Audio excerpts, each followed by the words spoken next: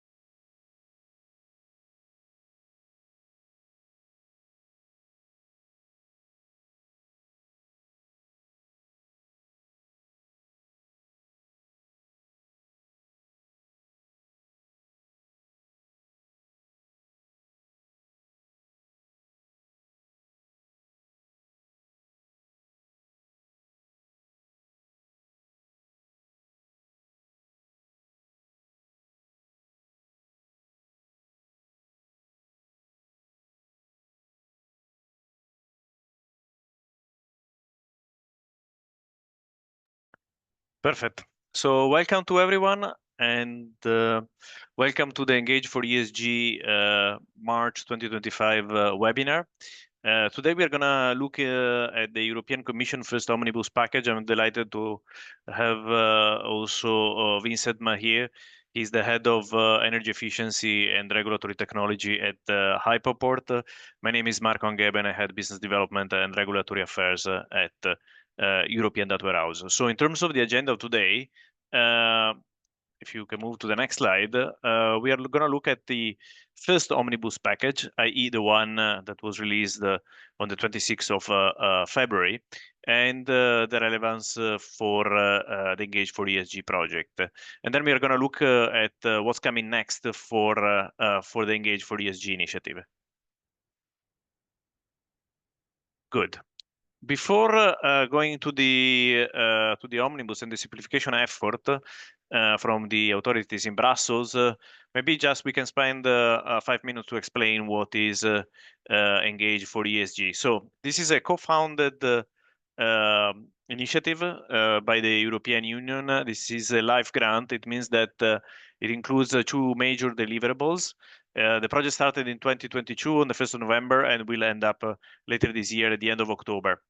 It includes 6 partners from across Europe, European Data Warehouse, Hyperport, UCI and WONU, or part of NN Bank as the two pilot lenders. And then we have the XI Artificial Intelligence and the University of Ca' Foscari Venezia in terms of the research, in terms of the probability of default, of the correlation between residential buildings and the probability of default of the mortgages or the home loan renovation connected to the mortgages themselves.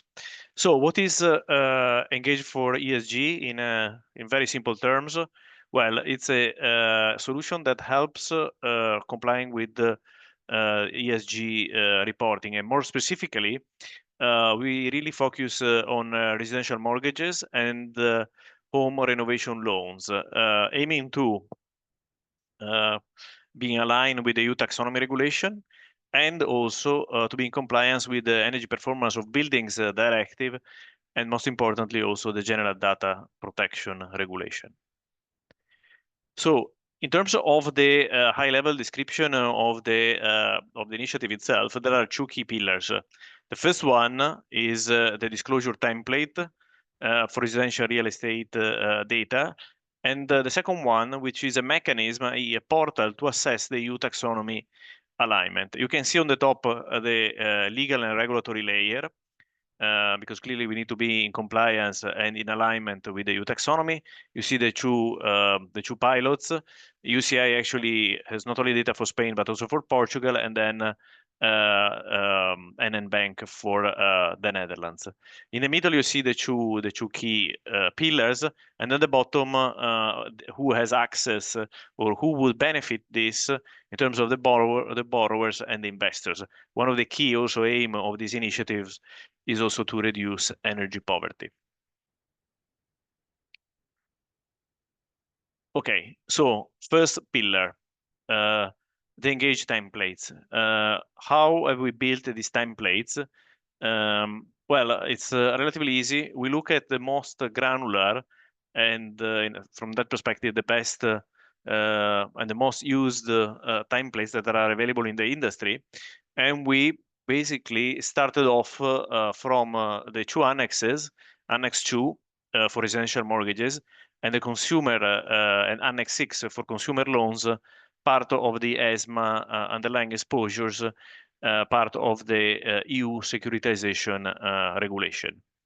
And then what did we build on top of that? Well, the building block one, it include really the creation of specific section on top of the ESMA and underlying exposures templates, one related to the mortgages for the acquisition of new buildings and existing buildings, and another one on the Annex 2 on the loans for renovation of existing buildings. And the other building block that we are trying to finalize before the end of the project is also to embed the green eligibility checker. This is actually a great tool developed from the European Investment Bank because it allows to check on a residential building by residential building the increase of the primary energy demand of 30%. So in order to assess whether a loan or a mortgage helps from this perspective in order to achieve this amount.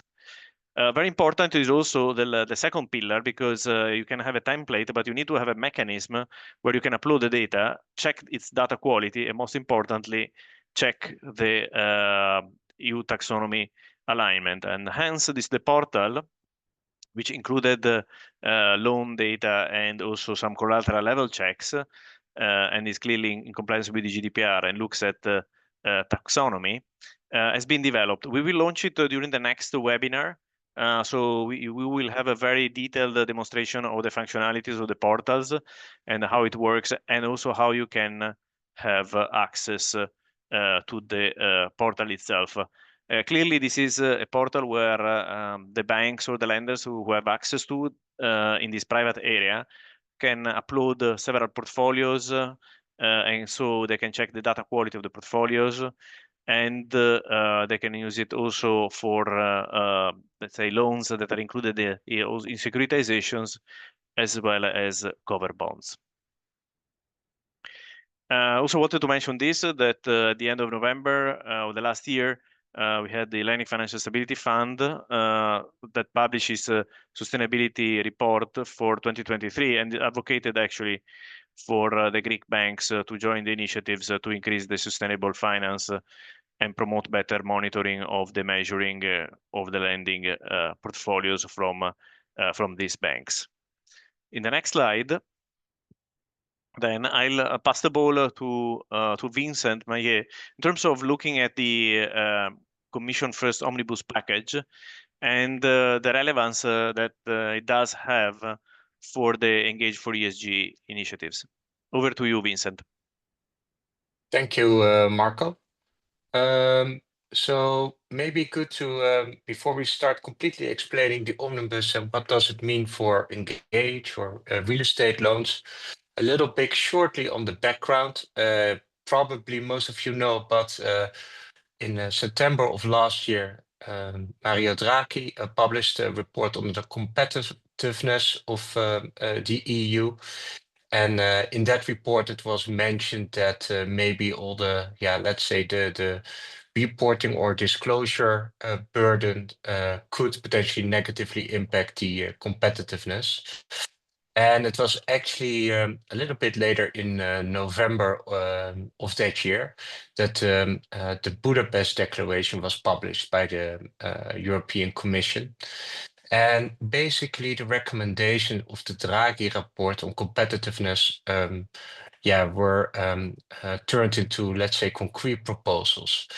And one of the key proposals is to reduce the reporting burdens, amongst others, with respect to sustainable finance for companies in Europe. So that's really a little bit on the background. Then, if we switch to this year, we have, of course, a new EU Commission, the second Commission chaired by Ursula von der Leyen. And on the 29th of January, a competitiveness compass for Europe was published. This was a high-level policy document and highlighting basically the most important policy and regulatory focus areas for this 5-year commission that started in January of this year. If we go to the next slide. Yeah, thank you. Then one of the elements that was published here is that there should be a so-called omnibus proposal. So already for quite some time, there was talks about a omnibus, but it was really uncertain what this would mean before it was published. But in let's say earlier this year, the first idea was with the first omnibus package that some synergies would be investigated among the CSRD, CSDDD, and the EU taxonomy, as they are both, let's say, 3 pillars on the sustainable finance reporting and disclosure regulations of the Green Deal. And really to reduce the reporting burden. That's one. But also, as a second part of that, next to the reporting requirement was also the simplification of actually the criteria that are in these directives and regulations. So that was really the key objective. For us, the takeaway is really interesting because when our project started 2 years ago in the previous European Commission, really the EU Green Deal was one of the hallmark policy directions of that commission. It seems to still be there in the second commission, but there are some other important elements as well, such as simplification overall, but also the competitiveness of EU as a continent in the globe. So on the 26th of February, roughly 2-3 weeks ago, the first of such an omnibus package was published. And this first omnibus package was really about sustainable finance and simplification. So it was not really a surprise anymore as it was already announced. And maybe it's good to explain first what was in this first omnibus package. So it actually contained basically four parts, and these are highlighted on left in 4 bullets. So it was the streamline of sustainability reporting, simplification of due diligence along the business value chain, the enhancement of the carbon border adjustment mechanism, and unlocking investment opportunities in EU programs. Now, the first 3 bullets that are listed here are part of basically part 1 of this omnibus package. This might be a little bit confusing because this is the first omnibus package, but this first omnibus package consists of a part 1 and a part 2. So part 1 is really about streamlining, simplifying regulations. And the second part is about really kickstarting the investment in sustainable finance. This is the so-called Omnibus 2 of the first Omnibus package. And that's also highlighted here on the right-hand side of this screen. So again, here you see this in the first green box of Omnibus 1. It's really about simplifying the EU rules. So that really relates to, as highlighted in bold, because this is the text from the Commission website, sustainable finance reporting, due diligence, the EU taxonomy, and the carbon border adjustment mechanism. And the second part in the lower green box is really about kickstarting the investments. So what does that mean? What does this really entail? Well, that have we showcased on the next slide. Thank you. So mainly I think for us, the most important part is part one of this omnibus. And this has quite some interesting proposed amendments to regulations and directives. And to really already spoil the most important parts, it mainly has to do with changes regarding the application of the CSRD and the CSDDD. The EU taxonomy does not really have a lot of changes proposed in this first omnibus package, but we will see that in a moment. So the first proposals are really for the CSRD and the CSDDD level 1 changes to these directives. So that's, I think, very, very fundamental. And this really relates to, for instance, postponing the timelines to when the CSRD and the CSDDD are applicable up to 2 years. These timelines are shifted, but also the scope in terms of companies, the number of employees, or the turnover numbers that make you eligible to report on the CSDDD or CSRD. So that's a really, right away, quite a big change. Then maybe a little bit less interesting directly for real estate, but then there's also a level 1 regulation adjustment for the carbon border adjustment mechanism. And with respect to the EU taxonomy, there is no changes on the level 1 regulation, but a proposal has been made to amend the level 2 regulation under the EU taxonomy. And the level 2 regulation pertain to the Climate Delegated Act, the Disclosure Delegated Act, and the Environmental Delegated Act. On the right-hand side, we have listed, let's say, the 8 most important parts summarizing the content of this first omnibus package. So really shortly to go through it, a lot of companies, specifically smaller companies, are put in this first proposal outside of the CSRD scopes. The timelines has been proposed. Another important part is that the timelines and scope of the taxonomy, CSDDD and the CSRD are aligned. So I think that's also a relatively welcome introduction here, that the same scope in terms of size applies to all these 3 regulations. Then there's one thing listed, but in my personal opinion, this proposal has not really been further described how it should work. But this is the 5th bullet on the right-hand side, and that's the reporting of so-called partially aligned activities. So this is mentioned, but it's not really clarified what is meant with this. And actually, a really important part in terms of the proposed changes to the level 2 regulation of the taxonomy is really a quite substantial proposal to simplify the Disclosure Delegated Act, and more specifically, the annexes, the disclosure annex that are part of that need to be reported in the annual accounts. And I think this is a very welcome introduction to simplify these templates, because what we've seen up till now when looking at the annual accounts, there are lots of pages typically that report empty values or 0 values. So yeah, there's not really an added value in that. And then the last 2 items that are important to mention is that there's a proposed simplification of one of the do no significant harm criteria. We'll talk about that in a minute. That's actually the only proposed change with respect to the technical screening criteria in this first package. So you see that in terms of the criteria, it's very, very limited.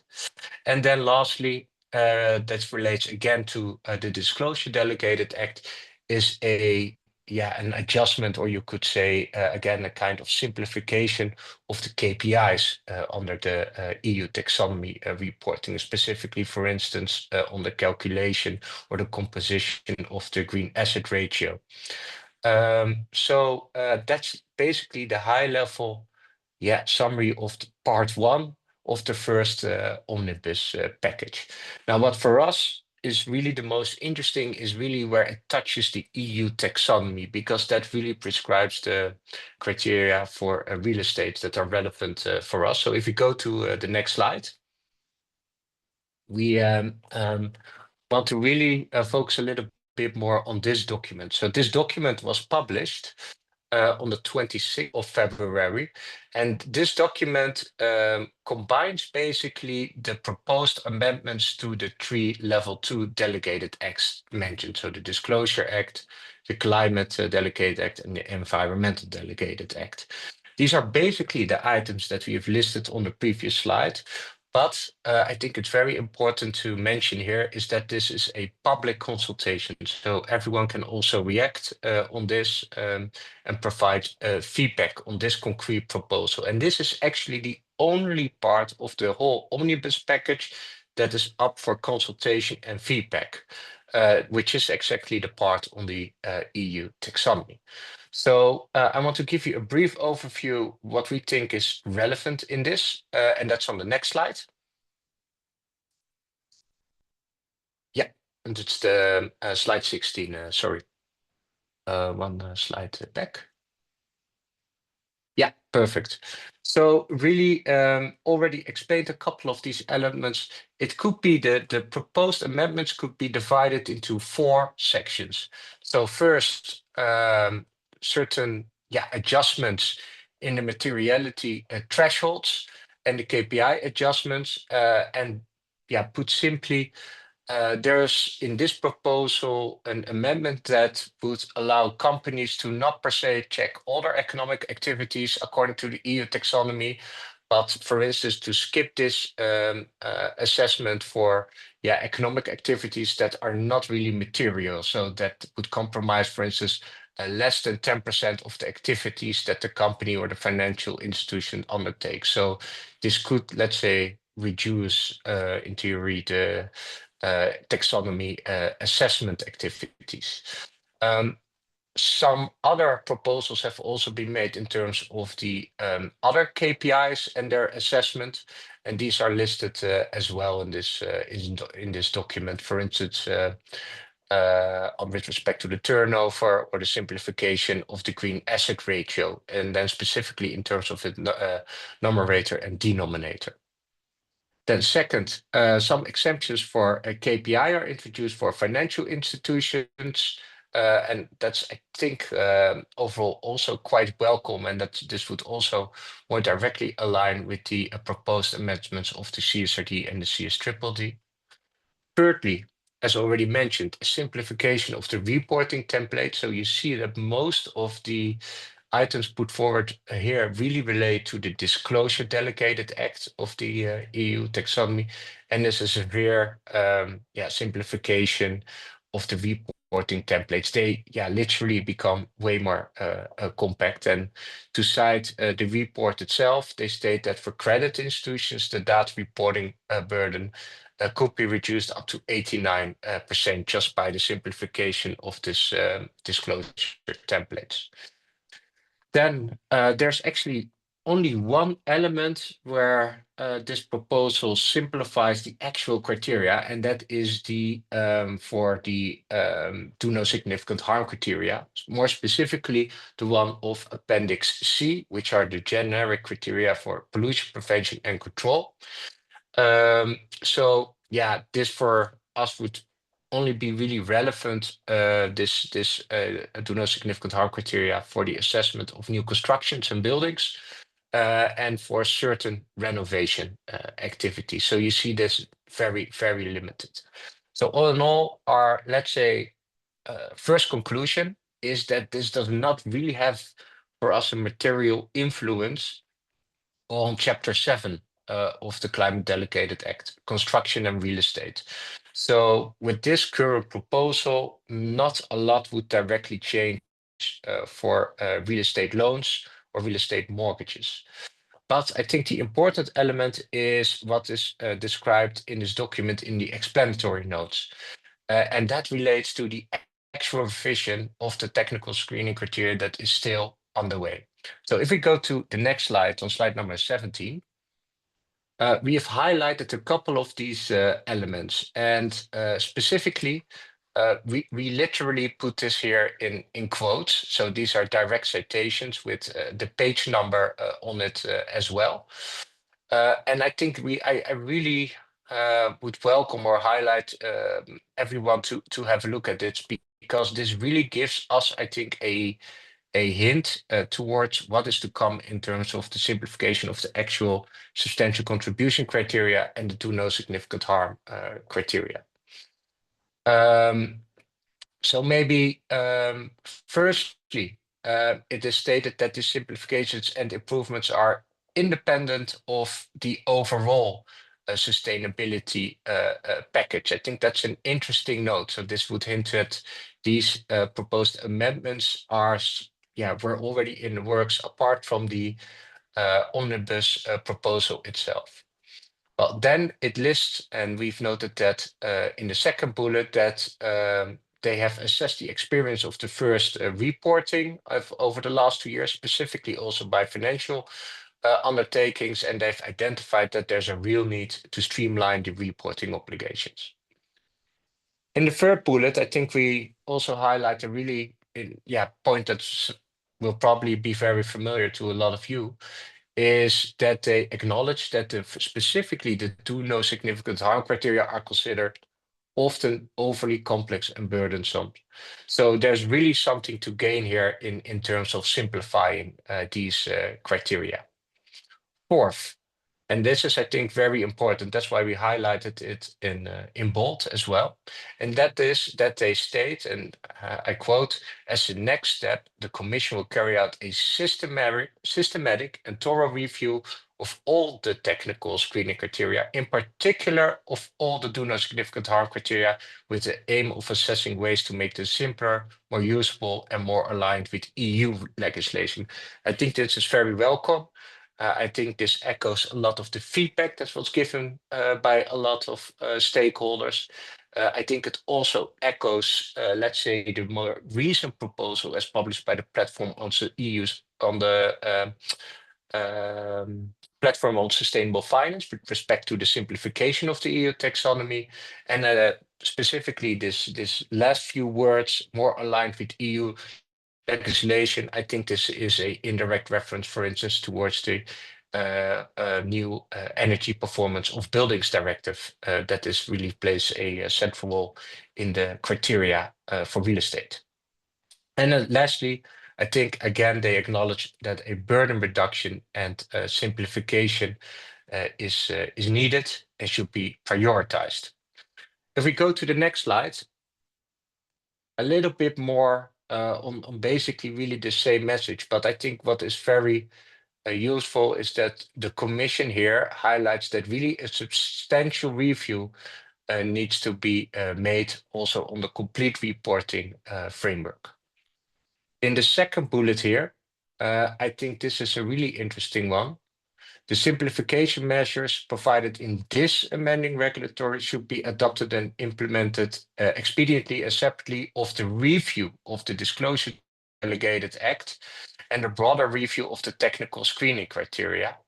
So this here they still acknowledge that currently a review is on the way of the Climate Delegated Act and the Disclosure Delegated Act, and that's it's maybe no surprise because in the original text it was to be revised every 3 years, but let's say we were a little bit worried that it might lose a little bit of the priority with all this omnibus development. But I think it's a very welcome statement the Commission makes here that these revisions are still on the radar and still underway. Thirdly, I think this is also a very positive one.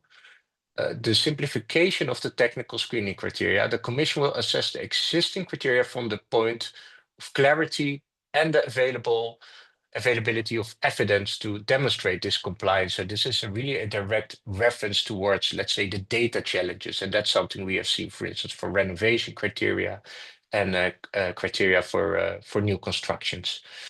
So all in all, I think even though in this whole omnibus package, nothing, or let's say very little concretely changes for reporting with respect to real estate loans.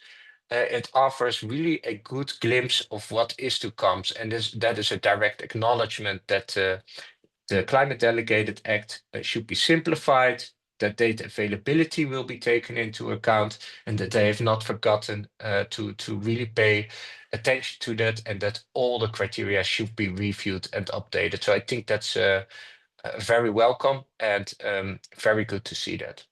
If we go to the next slide. Short overview of the timelines of the Omnibus packages. So there is a trialogue and negotiations for everything that is a level 1 regulation, put shortly. So we have to see how that works. But for us, I think what is really interesting is the taxonomy part, and that's the, let's see, bullet number 5. And so because it's a level 2 delegated act, there will be no trialogue. So we know we have a consultation with a deadline for the 26th of March. And after this public consultation, the Commission will adopt the delegated act if the Parliament and the Council do not have objections within a set time frame of 4 months, and then they will apply directly. So I think that's good to know. So we've seen Omnibus package number 1. And then basically in one of these documents, we have seen that the Commission is still working on a complete revision of the Climate Delegated Act separately from this and the Disclosure Delegated Act. But then there's even more. And if we go to the next slide, that is really when we look at the agenda for the European Commission. So the Commission published a ESG work program for 2025. And well, let's just say that they have quite a busy agenda. So without going through all of this, because the Commission needs to do a lot in this first year, but I think it's really interesting to highlight a couple of items here with arrows on the left-hand side. Firstly, as indicated by the green arrow, because it has already been published, that's why we colored it green. We have seen now this first Omnibus package consisting of 2 parts, and this was really on the sustainability part. So, but we can still expect in the second quarter of this year 3 more relevant simplification packages. So we already see in number 4 and 5 a second Omnibus package. In number 5, a third Omnibus package on investment simplification. And in number 6, a simplification package on the revision of the Sustainable Finance and Disclosure Regulation. So it's not really sure yet or certain how this will influence maybe the EU taxonomy, but I think at least there's a very relatively close relation, and I think it's very interesting to monitor these developments in terms of the content on real estate loans, but also reference towards the EU taxonomy. The Commission, as stated, has a lot of work on the radar. It continues in the agenda. Item number 12 on this slide, actually 2 important items here. You might have read about this, but that's the update on the saving and investment in union.